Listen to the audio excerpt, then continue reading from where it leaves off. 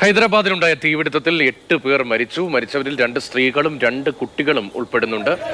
ചാർമിനാറിനടുത്ത് ഗുൽസാർ ഹൗസിലാണ് തീപിടുത്തം ഉണ്ടായത്. അവിടെ നിന്നുള്ള ദൃശ്യങ്ങളാണ് നമ്മൾ കാണുന്നത്. കെ ശ്രീധരനുണ്ട്. ശ്രീധരൻ, 8 പേരുടെ മരണം സ്ഥിരീകരിച്ചിരിക്കുന്നു.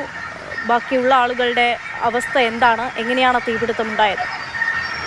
രതീഷ്, അക്ഷയ്, ഇന്ന് പുലർച്ചെ 6 മണിയോട് കൂടിയാണ് ഈ തീപിടുത്തം ഉണ്ടായത്. എങ്ങനെയാണ് തീപിടിച്ചെന്ന് വ്യക്തമല്ല. ചാർമിനാറിനോട് ചേർന്നിട്ടുള്ള ഗുൽസാർ ഹൗസ് എന്നുള്ള ബിൽഡിംഗിലാണ് ഈ തീപിടുത്തം ഉണ്ടായത്. നിരവധി ആളുകളും അതുപോലെ തന്നെ നിരവധി സ്ഥാപനങ്ങളും ആളുകൾ താമസിക്കുന്നു. സ്ഥാപനങ്ങൾ നിറഞ്ഞ ഒരു സ്ഥലം കൂടിയാണ്. നമുക്ക് ആ ദൃശ്യങ്ങൾ തന്നെ വ്യക്തമാണ്. ഏതായാലും 2 കുടുംബങ്ങൾ ഇവിടെ താമസിച്ചിരുന്നു എന്നുള്ള വിവരം ലഭിക്കുന്നുണ്ട്. ആ കുടുംബങ്ങളിലെ ആളുകളാണ് 8 പേരാണ് മരിച്ചത്. ഏതായാലും 12ഓളം ഫയർ എഞ്ചിനുകൾ വന്നാണ് ഈ തീ നിയന്ത്രണ വിധേയമാക്കാൻ ആയത്.